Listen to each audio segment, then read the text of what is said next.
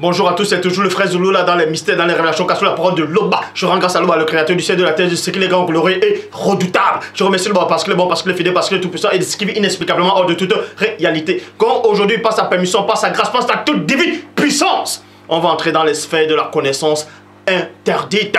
Donc aujourd'hui, on va parler de la polygamie. La polygamie, c'est un fléau qui touche beaucoup de personnes actuellement, qui a touché beaucoup de civilisations, même dans beaucoup de religions aussi. On parle de la polygamie.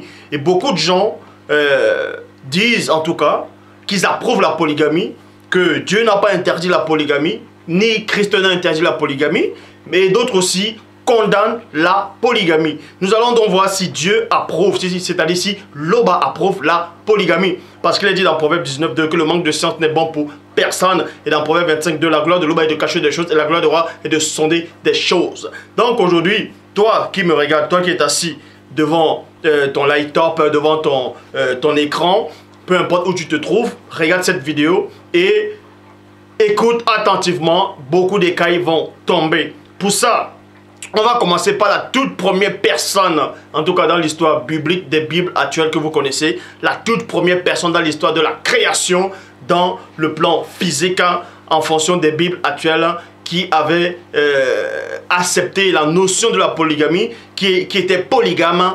On va aller, c'est l'un des descendants de Caïn, c'est-à-dire de Pongicé, dans Genèse chapitre 4, au verset 19, il est dit ceci: le mec prit 2 femmes, 2 points. On vous dit ici que le mec a pris 2 femmes dont il était polygame. Et quand il prenait cette femme-là, il y avait une entité qui était derrière ce personnage. Une entité qui l'a poussé à aller prendre 2 femmes en même temps. Et on verra donc si cette notion, comme j'ai dit, de polygamie vient de Dieu, si Dieu approuve cela ou pas. Donc, dans Genèse 4.19, le mec prit 2 femmes, le nom de l'une était Ada, virgule, et le nom de l'autre était Stella. Genèse 4.23, il est dit ceci: le mec dit à ses femmes, 2 points, Ada et Stella, écoutez ma voix, et non la voix de Dieu, mais écoutez ma voix. Femme de le mec, écoutez ma parole, j'ai tué un homme pour ma blessure, virgule, et un jeune homme pour ma menstruation. On vous dit ici, le mec sort de sa bouche ici qu'il a tué un homme pour sa blessure et un jeune homme pour sa menstruation. Cette histoire s'est passée à l'époque ancestrale. Mais ici, on ne va pas entrer dans les détails de quelle personne il a tué, c'est-à-dire s'il a réellement tué 2 personnes ou pas. Vous verrez cela bientôt. Mais toujours est-il que c'était la première personne qui était polygame selon les Bibles actuelles physiquement. C'était la première personne physique qui était polygame dans le plan terrestre. Et dans Genèse chapitre 16, au verset 1 à 4, il est dit ceci: or, Sarai, c'est-à-dire Sarah, qui est femme d'Abraham, de Sango, ne lui avait point donné d'enfant, mais elle avait une servante, et dans cette version, il est dit elle avait une servante égyptienne, mais elle avait une femme de main. Son nom était Agar. Point. Sarai dit à Abraham: s'il te plaît, le Seigneur m'a empêché d'avoir des enfants. S'il te plaît, aie des rapports avec ma servante, en tout cas je lis en fonction de la Bible actuelle, aie des rapports avec ma servante, peut-être que par elle, j'aurai des enfants. Point. Et Abraham écouta la voix de Sarai. Point. On vous dit ici, même, en tout cas dans la Bible actuelle, Sarah a accepté aussi la notion de la polygamie. Elle a accepté cette notion-là d'une coépouse, parce qu'elle n'avait pas d'enfant. Et en tout cas dans la Bible actuelle, elle s'est dit que le Créateur lui a refusé des enfants, et maintenant elle envoie son époux d'aller vers une autre personne, c'est-à-dire vers une autre femme Elle approuve cela dans la Bible actuelle. Elle approuve cette notion, cet état d'esprit de la polygamie. Elle a prouvé cela. Peu importe les intentions que vous avez, que vous n'avez pas d'enfant et que vous voulez un enfant, vous donnez votre mari à une autre femme, ça reste néanmoins, vous partagez cela, ça reste néanmoins la polygamie. C'est l'esprit qui est derrière l'esprit polygame. C'est un esprit qui est derrière. Et on va donc dévoiler cet esprit-là. Premièrement, cet esprit-là a touché le mec, un descendant direct de Caïn, c'est-à-dire de Pongicé. Et ensuite, la même entité, en tout cas le même état d'esprit de la polygamie, a aussi touché Sarah. Et ensuite, on vous dit ici, alors Sarah, la femme d'Abraham, prit Agar, sa servante l'Égyptien, au bout de 10 ans.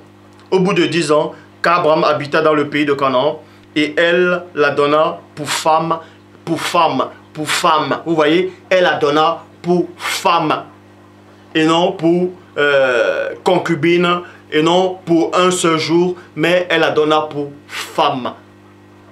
Ça veut dire que Abraham a eu, c'était sa deuxième femme, selon la Bible actuelle, selon les Écritures de toutes les Bibles actuellement.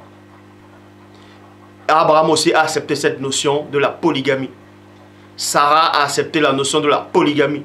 Et Agar ici aussi, elle a accepté cette notion-là aussi de la polygamie. Maintenant, plein de gens vont dire, oui, mais c'était Sango, c'était Abraham, c'était Sarah, c'était des patriarches et des matriarches. Si eux, ils ont accepté la polygamie, est-ce que c'est donc autorisé? Puisque vous allez certainement me dire que ces gens marchaient avec le Créateur. On va donc voir durant toute la lignée, dans Genèse 29 au verset 18 à 28. Genèse 29, 18 à 28, en parlant aussi de Tindi, c'est-à-dire Jacob, était amoureux de Rachel. Point. Il dit alors, je suis prêt à te servir 7 ans pour Rachel, ta fille cadette. Point. À quoi Laban dit, 2 points, il vaut mieux que je te la donne que de la donner à une autre personne, à un autre homme. Point. Reste chez moi. Donc vous dit ici, c'était à une période très reculée où Tindi, le patriarche Tindi, selon la Bible actuelle, est allé en Mésopotamie. Il avait pris la fuite. Il est allé chez son oncle Laban. Et là-bas, il a vu qu'il avait 2 cousines là-bas. Il est tombé amoureux d'une de ses cousines. Et il a demandé au papa de sa cousine de lui offrir sa cousine comme femme. Et Laban, il dit, travaille d'abord pour moi. Et ensuite, je te la donne pour femme. Alors, puis, Jacob dit à Laban, donne-moi ma femme. Vous voyez, dans le verset 20, alors Jacob servit 7 ans pour Rachel, mais il fut à ses yeux comme quelques jours à cause de son amour pour elle. Puis Jacob dit à Laban, Tindi dit à Laban, donne-moi ma femme, car mes jours sont écoulés, que j'ai des rapports avec elle.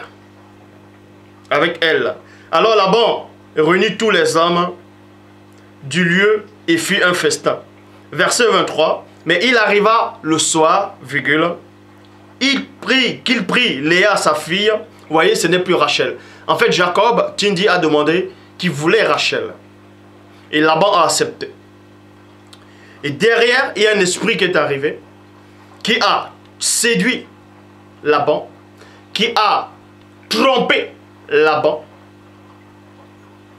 Et ensuite, Laban, entré dans un état second, il allait choisir une autre de ses filles auxquelles Tindi Jacob n'avait pas demandé. Donc cet esprit de la polygamie est revenu à saisir Laban. Premièrement, il y avait un esprit de polygame derrière. Mais c'est d'abord un esprit de tromperie qui est venu. Mais il arriva le soir qu'il prit Léa sa fille, puis il l'amena vers lui pour qu'il y ait des rapports avec elle. Point. Et il arriva, dans le verset 25, et il arriva au matin, que voici, c'était Léa. Alors Tindi dit à Laban, qu'est-ce que tu m'as fait? Point d'interrogation.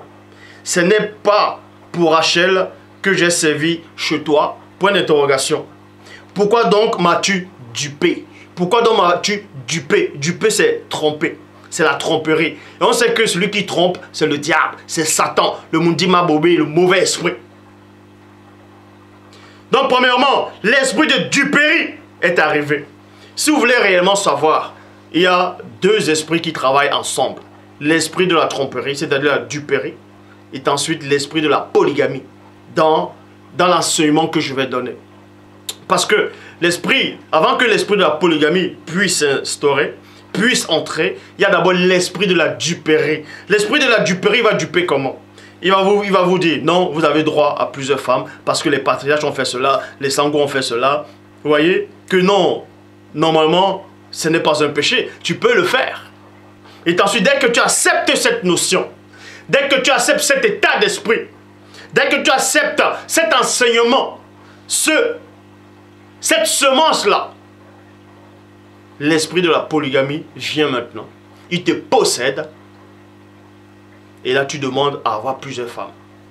Et tu penses que ça vient de Dieu.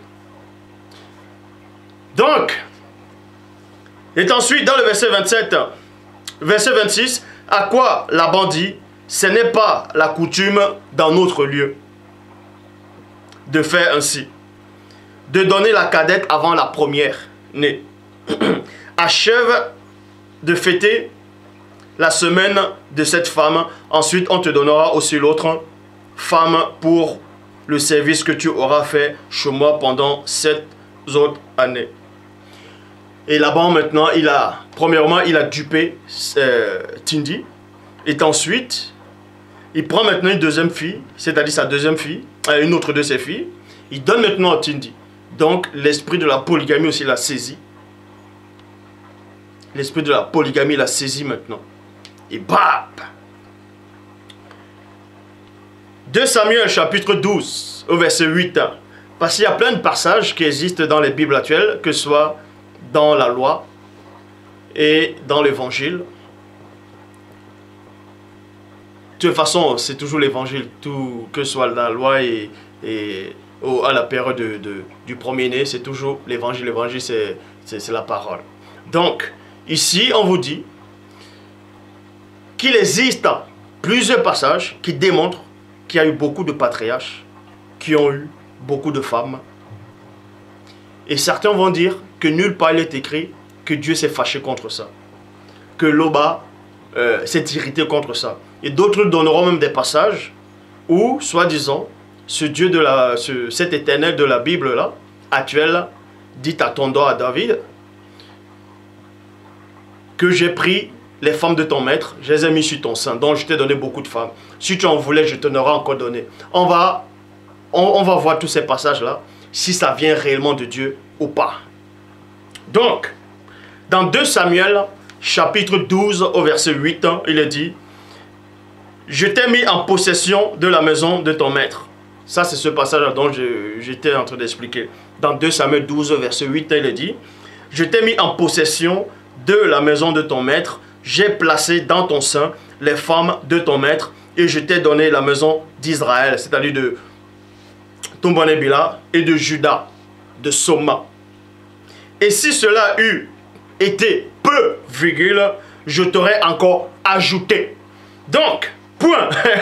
Le bas, il y a plein ici des non-initiés. Ceux qui n'ont aucune substance spirituelle vont prendre 2 Samuel chapitre 12 au verset 8 en disant que vous voyez que c'est Dieu lui-même qui a dit à David que je t'ai donné beaucoup de femmes. Et si tu en voulais encore, j'allais encore te rajouter. Et ils vont vous dire ici que c'est le passage qui prouve que Dieu, que c'est le passage qui montre que Dieu approuve la polygamie. Mais, premièrement, on va vous démontrer que dans la Bible actuelle, en tout cas, que cette entité qui s'est adressée à David ne pouvait à aucun moment être Dieu. 1. Et de deux, cette entité-là, l'entité n'a, en tout cas, qui vient même de Dieu, n'a pas pu dire à David qu'il a donné beaucoup de femmes, il va encore rajouter. Si vous voulez réellement comprendre, cette personne-là, cette entité qui s'est adressée à David dans ce passage-ci, c'était la tromperie. C'était deux entités en même temps. C'est-à-dire deux entités qui sont venues, la duperie et la polygamie. Parce que Loba, le Créateur ne va pas se contredire. Et on va vous donner les versets où Dieu lui-même condamne la polygamie. Eh oui. On va aussi vous donner des versets où Christ lui-même condamne la polygamie. Où les apôtres eux-mêmes condamnent la polygamie. Pour vous montrer que faites attention quand vous lisez. Faites très attention. Parce que celui qui est polygame, tu penses aimer tes femmes. Mais on va vous dévoiler exactement le noyau même de la polygamie. Dans 2 Samuel chapitre 5 au verset 13, il est dit: David prit encore des concubines et des femmes de Longanapi, c'est-à-dire Jérusalem. Après qu'il eut vécu, plutôt, après qu'il fut venu d'Hébron, il lui naguit encore des fils et des filles.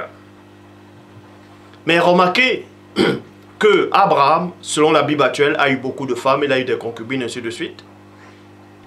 Son fils, en tout cas, l'un de ses fils, connu sous le nom de Yololo, c'est-à-dire Isaac, lui, il avait une seule femme. Eh oui, Isaac, lui, il avait une seule femme. Isaac avait une seule femme. Et maintenant, les fils d'Isaac, ils avaient plusieurs femmes. Posez-vous la question, pourquoi Isaac n'a pas eu beaucoup de femmes? Pourquoi Isaac a eu une seule femme? Pourquoi? Isaac a eu une seule femme parce que la femme d'Isaac la complétait. La femme d'Isaac avait tout. Elle était mystérieuse. Elle était spirituelle. Elle connaissait. La femme d'Isaac était initiée d'une connaissance que vous ne pouvez pas imaginer. C'est pour ça que la femme d'Isaac ne pouvait à aucun moment tolérer une coépouse. Parce qu'elle connaissait la loi de Dieu.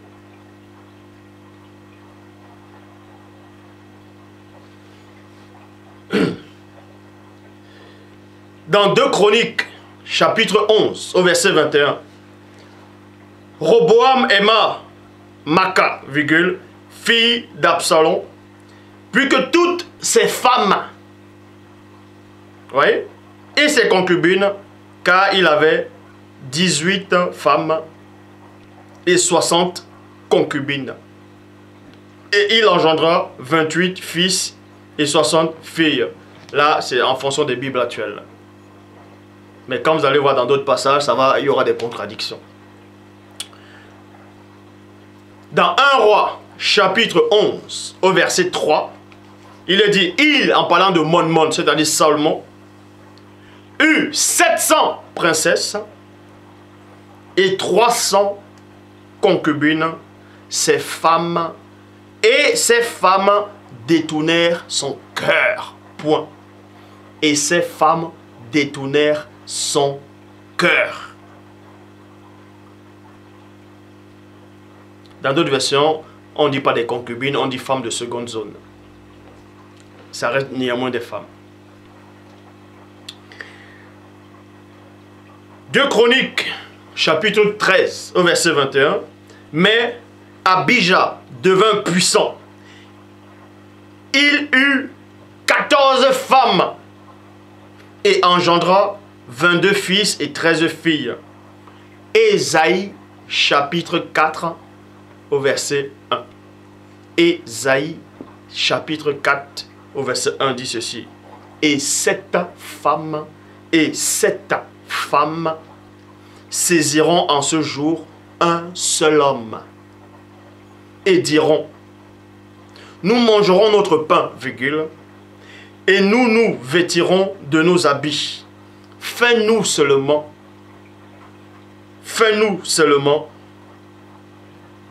porter ton nom.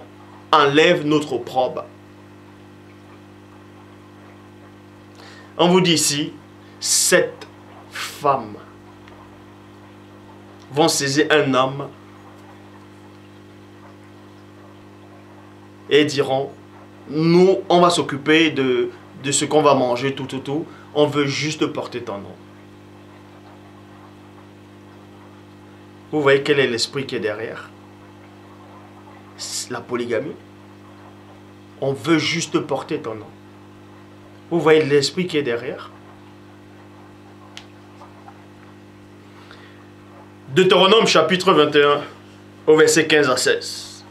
Si un homme qui a 2 femmes aime l'une et n'aime pas l'autre, comment tu vas avoir 2 femmes, tu vas aimer une, tu ne vas pas aimer l'autre? Certes, tu vas aimer les 2, mais tu vas aimer une plus que l'autre. Ben, si tu as une femme et que tu ne l'aimes pas, pourquoi tu restes avec elle? Si un homme qui a 2 femmes n'aime pas l'autre,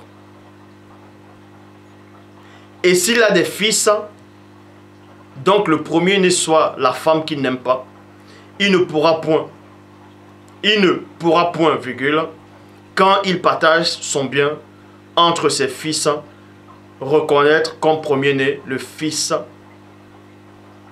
de celui qu'il aime, à la place du fils de celle qu'il n'aime pas et qui est le premier-né. Vous voyez? Où est la justice là-dedans? Il y a la notion de la polygamie. Où est la justice dedans? Puisque entre femmes, les coépouses, il y en a qui sont malheureuses. Il y en a qui sont malheureuses. Il y en a qui seront plus privilégiés. Moi, c'est pas des blagues, j'en ai vu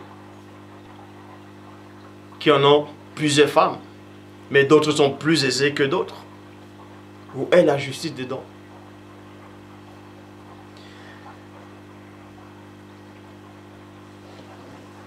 Maintenant, on va entrer dans l'évangile. Vous voyez, je ne parle pas trop vite. On va aller dans l'évangile. Parce que dans l'évangile, il y a beaucoup de passages.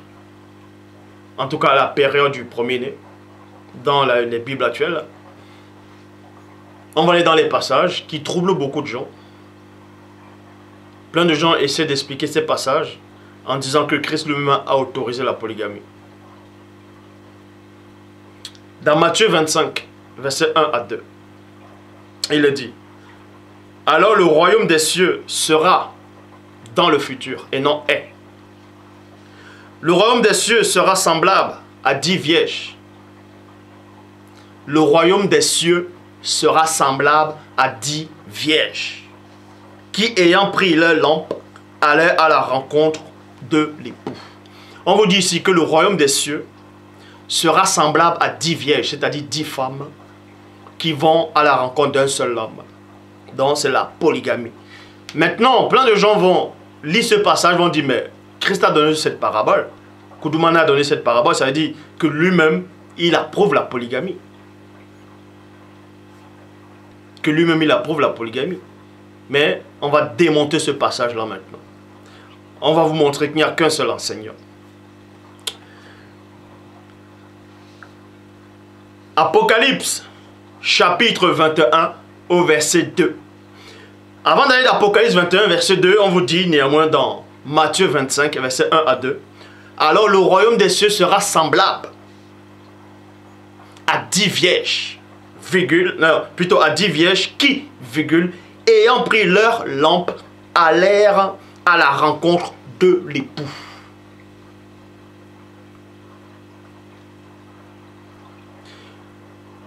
On va donc aller maintenant dans le futur de ce royaume des cieux qui est semblable à 10 vierges. Et on va donc voir si l'époux va se marier avec plusieurs femmes, c'est-à-dire est polygame. Apocalypse chapitre 21 au verset 2. Et je vis descendre du ciel, d'auprès de Dieu, la ville sainte, c'est-à-dire le royaume des cieux. La nouvelle Jérusalem, c'est-à-dire Longanapi. Préparée comme une épouse. Et non comme plusieurs épouses. Et non comme 10 vierges. Qui s'est parée pour son époux. Point.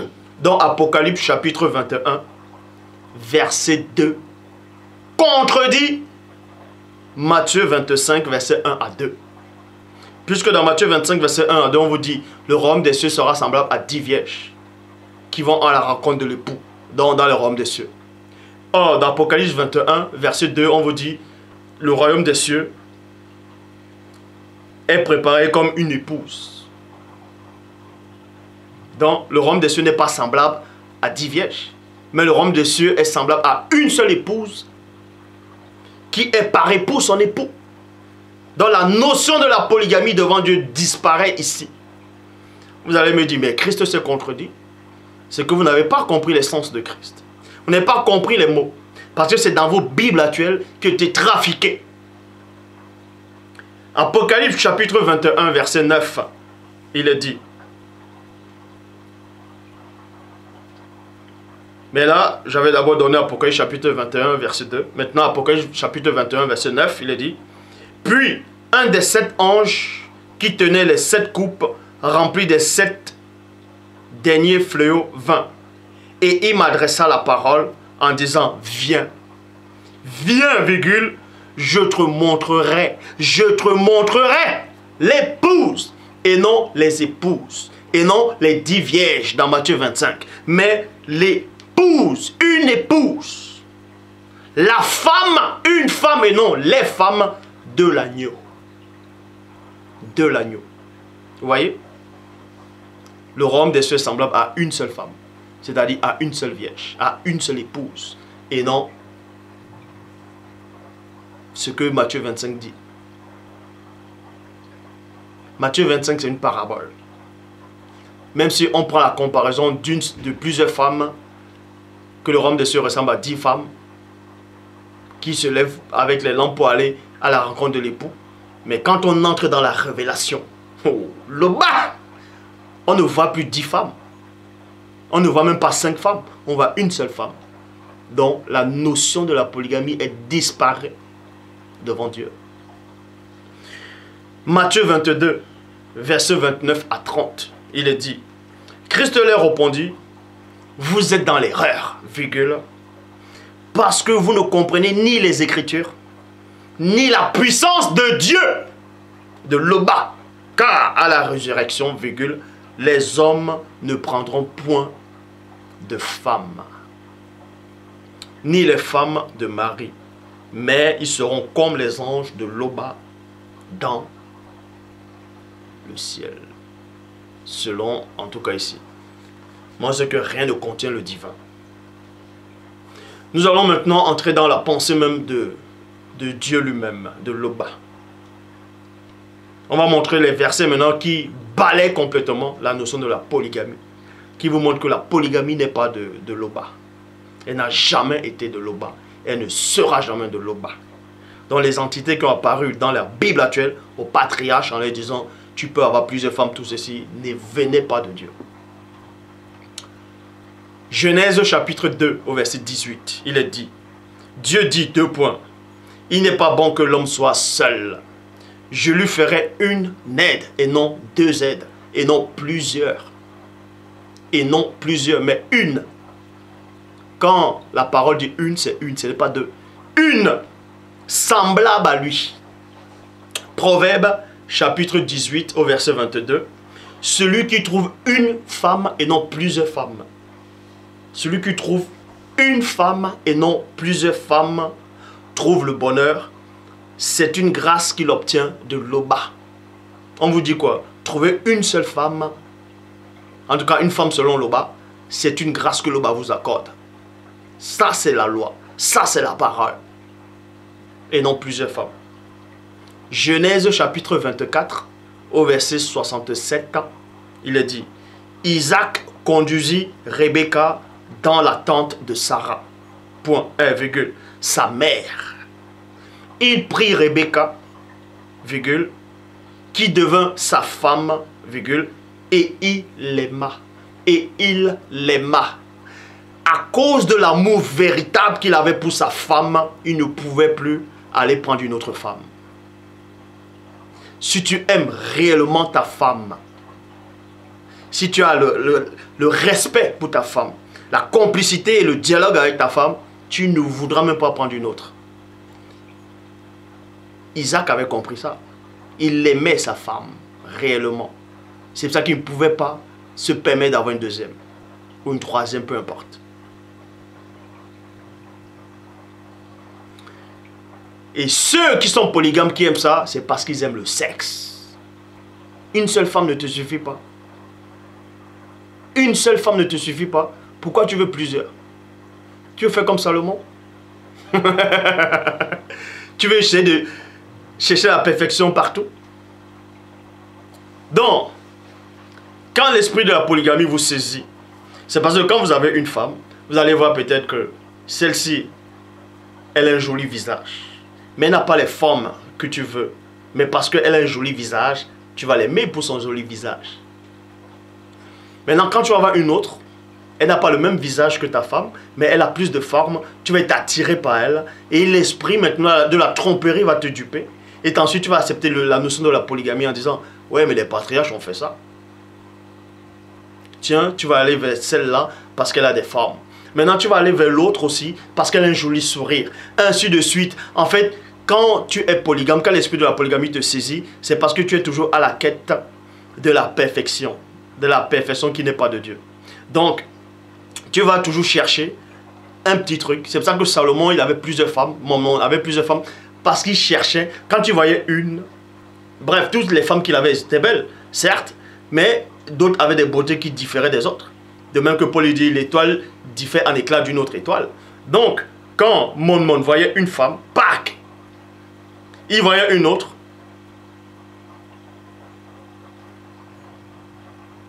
Il va peut-être voir les mollets de cette femme, comme elles sont bien dessinées.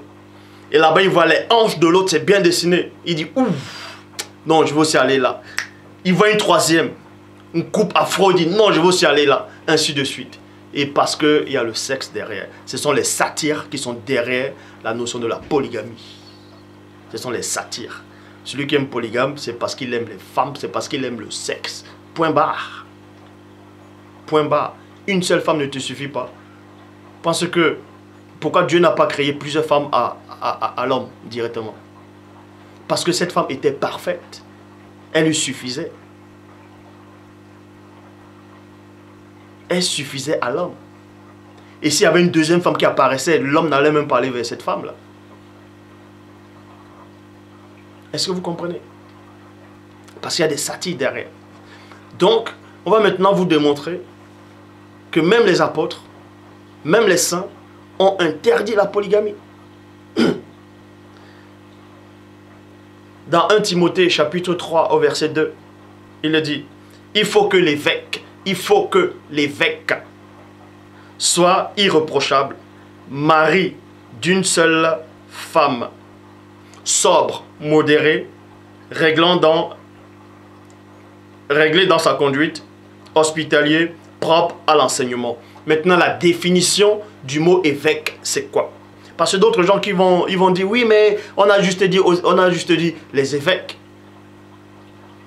On s'est juste adressé aux évêques. Dans d'autres versions, on dit les diacres. Mais d'autres vont dire, ouais, mais je ne suis pas évêque. Donc ça ne s'adressait pas à moi. C'est quoi un évêque?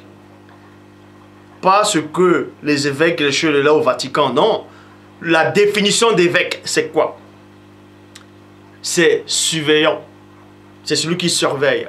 C'est ça l'évêque. Surveillant. Et maintenant, tous ceux qui acceptent la parole de Loba, Tous ceux qui marchent selon la sainteté sont des évêques. Que cela vous gêne ou pas. La parole le dit. Hébreux chapitre 10 au verset 24. Veillons, veillons les uns sur les autres, virgule, pour nous inciter à la charité et aux bonnes œuvres. Veillons, c'est quoi? C'est veiller. Et un évêque, c'est quoi? C'est un veilleur. C'est un surveillant. Celui qui veille, il surveille. Pourquoi? Remarquez, vous tapez la définition. Évêque, ça veut dire surveillant. Et dans 1 Timothée, chapitre 3, au verset 2, dans la Bible de Darby, dans la traduction de Darby, il est dit ceci.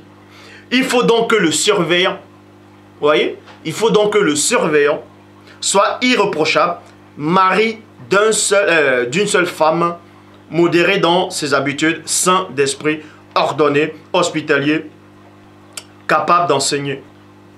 Vous voyez, un évêque, c'est un surveillant. Et vous êtes tous des surveillants, parce que vous devez vous surveiller les uns des autres. Là, on dit ici un évêque, un surveillant, celui qui est dans la parole doit avoir une seule femme, une seule. Une seule.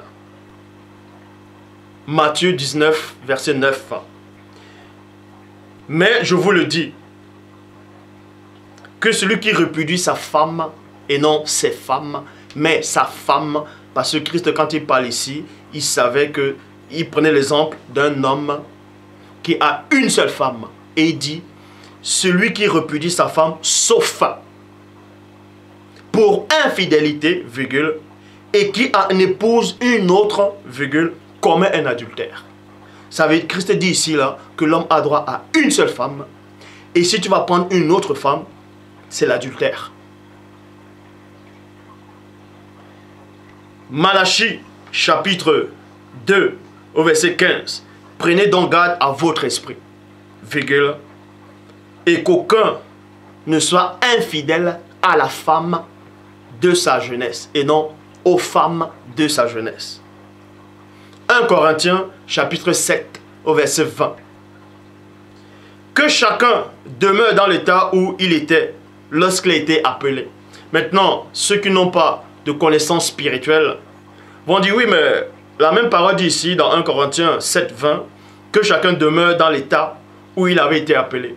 Et dans 1 Corinthiens 7, 24, il est dit que chacun frère, demeure devant Dieu dans l'état où il était lorsqu'il a été appelé. D'autres gens vont dire, mais si tu étais polygame et que tu as accepté la parole de Dieu, mais demeure alors polygame, puisqu'il y a le passage qui le demande. Mais réfléchissez. Est-ce que si tu es un violeur, tu acceptes la parole de Dieu, tu dois rester dans l'état de violeur? Si tu es marquisard, tu dois rester comme ça? Puisque Apocalypse chapitre 22, verset 15 dit quoi? Dehors les chiens, les magiciens, les fornicateurs, les meurtriers, les idolâtres, et quiconque aime et pratique le mensonge. Donc ça dit, si tu mentais et tu acceptes la parole de Dieu, donc tu dois demeurer dans le mensonge. Donc faites attention quand les gens viennent sortir les versets hors de leur contexte, les versets que vous ne pouvez même pas maîtriser. Parce qu'il n'y a qu'un seul enseignant. Donc, 1 Corinthiens, chapitre 7, au verset 3, que le mari rende à sa femme et non à ses femmes ce qu'il lui doit, et que la femme agisse de même envers son mari. 1 Corinthiens 7, 2. Cependant, en raison de la fornication, si répandue, que chaque homme ait sa propre femme et non ses propres femmes, et que chaque femme ait son mari à elle. Genèse chapitre 2 au verset 24, il est dit, c'est pourquoi l'homme quittera son père et sa mère, s'attachera à sa femme, les deux deviendront une seule chair. Matthieu 19, 4 ans, il répondit, n'avez-vous pas lu que le Créateur au commencement fit l'homme et la femme et non l'homme et les femmes? Vous voyez, la polygamie ici ne vient pas de l'Oba. La polygamie, celui qui pratique ça, c'est parce qu'il aime le sexe. Il aime la chair. Il aime les formes. Il aime ça. Ça s'appelle l'appétit sexuel démesuré. Ce sont les satyres qui sont derrière. Isaac avait compris ça. Et la femme d'Isaac avait compris ça. Est-ce que vous comprenez? Le Père s'est encore glorifié.